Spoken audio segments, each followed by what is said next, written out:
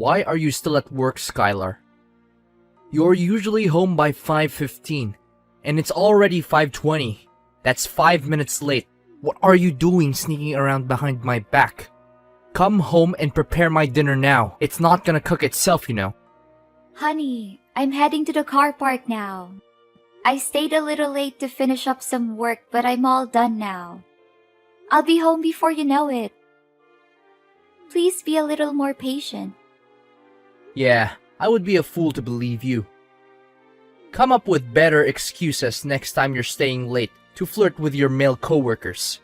You clearly don't have any sense of shame, do you? A promiscuous woman like you should have never become a wife in the first place. Honey, I'm confused. What are you talking about? I've never flirted with another man since we got married. You know very clearly that I would never do anything to hurt you or our marriage. Yeah, I already figured that you wouldn't admit to your sins, but it's understandable. The guilty flee when no man pursueth. That's what they always say. I guess honesty is not one of your family traits after all. Please, Thomas. I've already told you that I didn't do anything shady behind your back. Why don't you just believe me for once? Please don't accuse me of something so serious without any evidence to support your claim. Evidence? I don't need any evidence to claim that everything I said is true. I am the evidence. What were you thinking, wearing that skirt to work today? It was so short that I'm surprised you didn't flash everyone. Dare to tell me that you didn't wear that skirt to work today to tease the men in your office? Do you really think that's an appropriate attire for the office? You're not a child. You're a grown woman. Start acting like it. Thomas, honey, it's a totally normal pencil skirt, and it falls below the knee. My colleagues wear pencil skirts all the time to work, so why am I being told that I can't wear them? I mean, even my bosses don't have anything against it. Please don't be too harsh on me, Thomas. They are not bothered by your outfit because they are only interested in your body. The shorter you're dressed, the more they will enjoy looking at you. You are being used as a source of entertainment for the jerks at your office, you fool. Why do I always have to lay everything on the table for you like that? Next time, please use your brain to understand the situation better. What are you even saying? Don't just assume that everyone thinks the way you do. My colleagues and bosses are all decent people who respect me. In fact, I believe they respect me even more than you do, Thomas. You should be ashamed of yourself for saying what you just said. Gosh, we've been husband and wife for nearly 3 years, and I'm still amazed at how naive you can be. They don't respect you. They're just seeing you as a doll to be played with, and then discarded later on. Don't you see? I'm the only one who you can trust, and my love for you is unparalleled. Please don't say that, honey. My bosses and coworkers aren't anything like you said. I know you love me, honey, but you don't have to be too worried about the guys at my work. Most of them are already married, so there's nothing to be concerned about. Yeah, I know, but better safe than sorry. Anyways, I've already installed a GPS tracker on your phone, so I will know if you go anywhere other than your workplace or your home. I'm monitoring each and every one of your movements.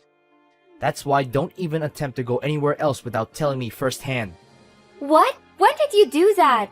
And why didn't you say anything to me? Don't you think it's already a little too much? Well, not very long ago, actually. But don't get me wrong, I just did it out of good intentions, you know? All I want is to watch over you and keep you safe. The world can be a dangerous place, and it's important to be vigilant and aware of the potential for danger.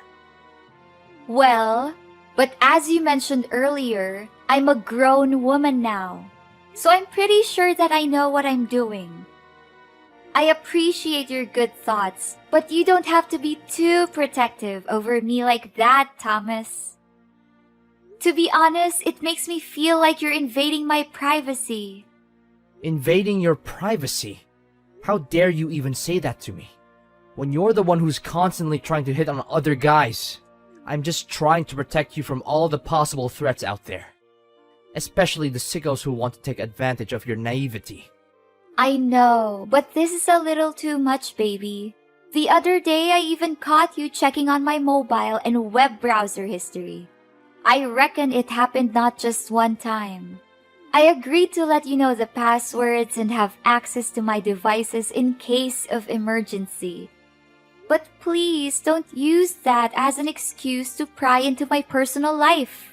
I appreciate your care and concern, but I need you to respect my privacy as well. So now I'm getting berated for trying to protect you? Well, maybe I should just neglect you like my friend John did to his wife. Now look where they are now. They're fighting in court because John's wife accused him of not taking enough care of the household and ignoring her feelings. And you're just here being ungrateful and taking my kindness for granted. Honey, I know you care about me and want to keep me safe, but I feel like you're trying to micromanage every little thing in my life. We're married and we should be able to trust each other. I don't want to spend the whole day feeling like I'm being watched or tracked. So now you're calling me out for taking care of you, huh? You're accusing me of controlling your life. If I was trying to control you, you would be staying home 24/7 instead of walking around and talking down to me like this. What are you saying, honey? I'm talking to you with the utmost composure that I can have. However, don't you think it's a little unfair that you didn't even let me go out with my friends or colleagues? I'm not even allowed to go to family gatherings either. Why do you get to do all kinds of things you want and I don't? Hey, don't aggravate everything and try to guilt trip me like that. I never said that you couldn't go. In fact, it's you who chose not to do that. I didn't go because I knew you would bombard my phone with numerous texts and calls. I know you're coming from a place of love, but I need you to respect my boundaries too. I need to be able to go out with my friends without feeling like I have to check in with you every hour. I need to be able to go to work without feeling like you're going to call me every 5 minutes to see where I am. Fine, I'll leave you in peace if you wish so. Before marrying you, I used to have girls lining up at my doorstep begging me to go out with them. I'm a successful, good-looking business executive who ticks off all the boxes of an ideal man. And you're nothing but an ordinary office clerk. Honestly, I could have left you any minute if I wanted to, but I didn't because I love you. I chose you to be my wife, so you should be more grateful for what you have. Skylar, get home immediately. Explain to me, why am I not seeing you at home yet? It's already past 8. Are you gonna leave me here all night waiting for you? Honey, I mentioned earlier today that I'll be attending a farewell party for my former boss who is retiring. It would be totally rude and inconsiderate of me to decline, so I'll be going. I'm sorry, I won't be able to cook dinner tonight. You can order takeout or go out to eat, whichever the case. Besides, I know you're tracking my phone, so you can already know that I'm not going anywhere I shouldn't be. I know you already texted me, but did I agree to let you go? No, so now my approval doesn't even matter anymore.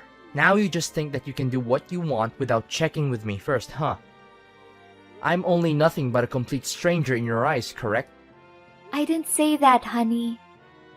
I'm not sure where you got that idea, but it's simply not true. Please don't put words in my mouth, and please don't be too vigilant about my schedule.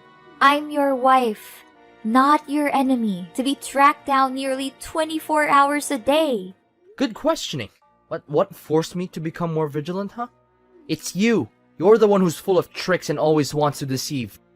Thomas, you know I would never do anything to mislead you. Are you sure? What about that time you tricked me by giving your phone to your coworkers so that you can sneak away to your sister's house without me knowing about it? What? I didn't do that. Please don't accuse me of something I didn't do. You didn't do it? Are you sure? Do you want me to call that coworker over to our home so we can have a fair and square confrontation between the three of us? What's his name? Oh, Oscar, if I'm not mistaken. Judging by the look on his face, he's more than thrilled to help you cover your dirty deed. Need I send you a picture of you handing over your phone to Oscar as proof? How did you figure that out? Well, it's not that difficult, really. I just hired a private detective following you everywhere you go. In fact, I've even bribed some of your coworkers to keep me updated about you. It's really quite clever if I do say so myself. Now you know it, so don't even think about doing anything stupid to deceive me again from now on. Thomas, I am a grown adult, and I know that I'm allowed to see my sister, parents, or any of my blood relatives without you checking in on me every few minutes. I am not a child, and I do not need to be monitored. I am well aware of my rights, and I have never done anything to violate them. Oh, if I'm not mistaken, you're raising your voice at me, huh? I guess you still remember what happened the last couple of times you played tricks on me. Please, don't remind me about it again, please. I guess the bruises on your neck are still visible. Nice try covering it with a high-neck shirt, but you aren't fooling anyone. I must admit, you look even more attractive with that cut I made on your face. It's quite deep, don't you think? How about removing that first aid bandage on your face for people to see? I guess no other men would want to get near and flirt with you after seeing it. Please, you know I would go through a panic attack if you keep talking about it. I'm starting to feel hard to breathe already, Thomas. To be honest, I quite enjoy the way you resisted when I shoved your face in the sink full of water. You're quite a tough girl, aren't you? Thomas, your controlling and abusive behaviors are unacceptable and need to stop. If you think you've had enough of me, why don't you just file a divorce and walk out of our marriage already? You know I don't want to, and I can't do that. Of course you wouldn't dare divorce me. You know your parents would never forgive you. They'd give you a severe dressing down, and you'd probably never be allowed to set foot in their house again. And then where would you go? Living in a dumpster. I thought so. You're becoming more and more violent, Thomas. I am your wife, not a possession that you can control or torture whatever way you want. In fact, I am a human being with my own thoughts, feelings, and desires. I deserve to be treated with respect, not like a puppet that you can manipulate. Skylar, after all this, you still insist on denying my immense love for you. I can go to great lengths just to keep you safe from all the bad guys that surround you. Shouldn't you be happy about that? Listen, I know that I can be a bit overprotective sometimes, and I'm sorry for that. But it's only because I treasure you so much. I can't even imagine my life without you. So can you please just be a docile wife and do everything I tell you? Well, I'm happy that you're able to recognize your own mistake. I'm just hoping you can become less abusive and be a good husband in the strict sense of the word, so that we don't have to argue about this again. One more thing, please stop ringing up my phone. I'll be home by 10 p.m. Sure, you have my words, darling. You know I love you more than anything in the world. Skylar, you aren't working today, but you're not at home either. What is this all about? Explain to me right now, or else I won't promise that you'll be safe and sound when you get home. Thomas, don't you remember? My company organized a picnic today. I'm on my way to the picnic site to lend a hand in the preparations for the event. I thought I already gave you my working schedule for this month, so you should be able to find out about it yourself. Picnic, huh? Oh, I see. Are you sure you're not lying again this time? Listen, I don't want to get tough with you, but if I find out that you've been up to something behind my back again, I'll make sure that you'll regret it for the rest of your life. I know, Thomas. I'm well aware of that. I'm sorry for disobeying you the last couple of times, but all I wanted was a little bit of fresh air, you know? Our marriage has become more and more like a burden to me. Look, honey, I'm so sorry if I make it feel that way to you. I promise I'll change for the better, only if you agree to do as I tell you, and no questions asked. I know I can be a bit overprotective, but you have to admit, you've been living the life of luxury since we got married. I've given you everything you could ever want, from designer clothes and jewelry to a fleet of luxury cars. What more could an ordinary girl like you ask for? Yes, I got it now. I'll strictly follow whatever you say from now on, but I would appreciate it if you would talk to me in a more reasonable way. That's my good girl. Yes, I promise to use only gentle and loving language when I speak to you from this moment on. Have a great time with your colleagues then. I will. Thank you. One more thing. Don't talk with Oscar. I know that he doesn't have good intentions towards you. In fact, his eyes were glued to your chest every time he looked at you, which even further claims that he's nothing but a perv. I only met him one time, and I already dislike him. Don't say such a thing about Oscar. He's a good person, honey. He helped me a lot of times with my work. Besides, he's also a technology geek. I reckon his one and only interest is developing software day in and day out. But, are you really okay to let me go on a picnic like that? I told you last time that you'll have more freedom to do the things you like, didn't I? So you did change after all. I'm so proud of you. I promise you that I'll be home as soon as possible. Love you, hon. Skylar, you're not at the picnic area. You witch! You're going somewhere else. Guess once a liar, always a liar, huh? I knew that I could never trust a promiscuous broad like you.